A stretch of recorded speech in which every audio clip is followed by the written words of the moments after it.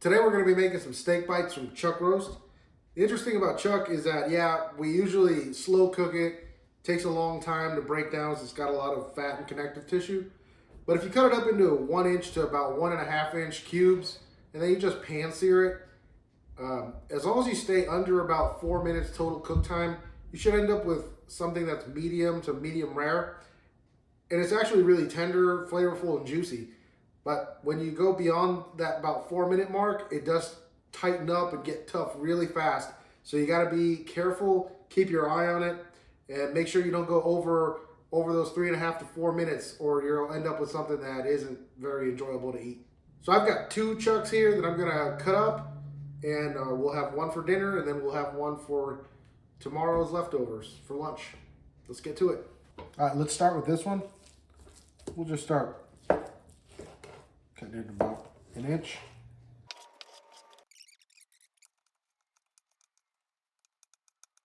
You know, you don't have to be perfect, but just about that size, you know. They're all just around the same size. You can use whatever seasoning you want on this. You know, some people go with only salt. Some people can tolerate salt and pepper. Other people salt, pepper, garlic. I happen to not have an issue with any kind of herbs or seasonings, so I'm going to use this garlic, herb, and black pepper and sea salt. And just toss it in there. And the game plan is to get that Dutch oven screaming hot and do it in portions so that it doesn't overcrowd the pan and start to boil. Because we want to just get a nice sear for about 3.5 minutes. You know, so about 1.5 minutes per side, and then pull them off. And then we should be at right around medium rare, which is still very tender and not overcooked, not tough. It should be very enjoyable. So I'll go ahead and do that. And then towards the end, I will probably finish them off with a boatload of butter. Here's what it looks like all seasoned up. All right, so I've got that pan smoking hot, and I want to hear that thing scream when I put it in. There you go.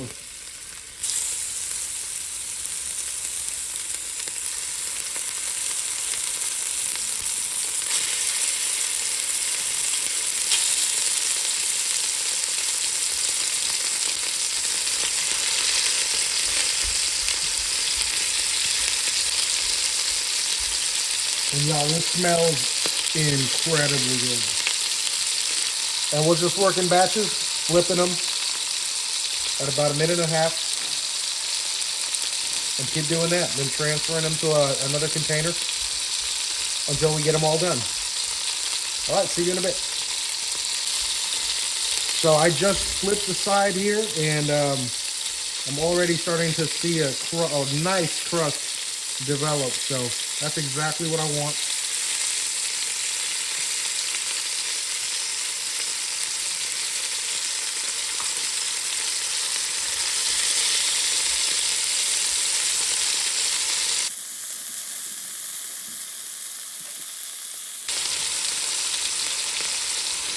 That's the kind of crust you want see on there.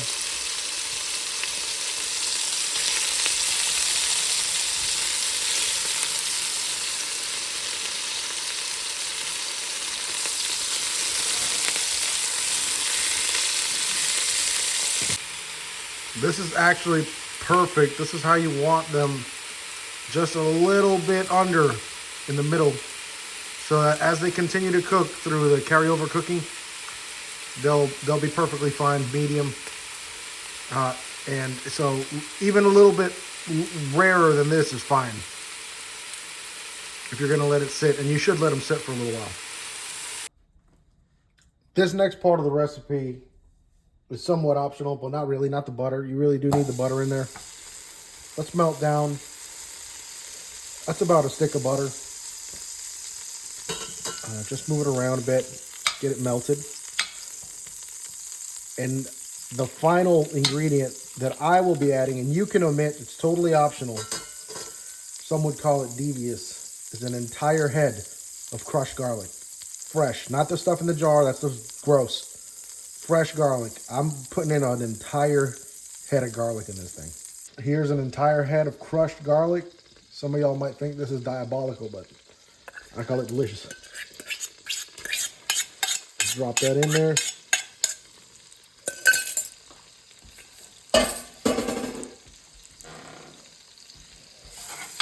I'm gonna fry off this garlic a little bit, not too much, it cooks really quickly.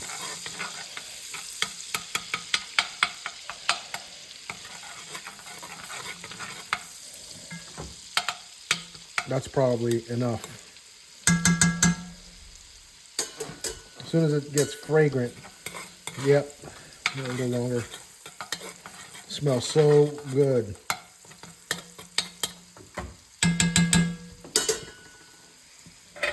Now we're gonna add our steak back into this pot.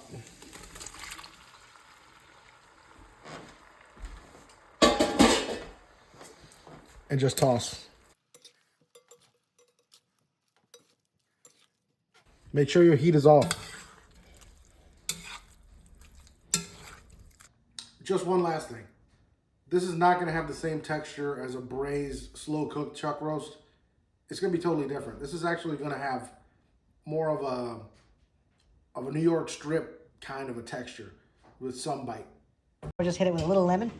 So this really cuts through the butter and the garlic, and it brightens up the flavor. So give it a shot, y'all.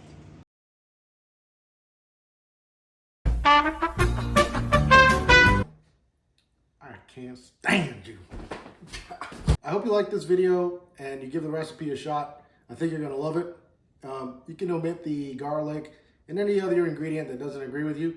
But I think it's wonderful for weekdays. It's quick and easy. And if you want to help my channel grow, just go ahead and hit the like button, sub, or leave a comment. Thank you. Take care.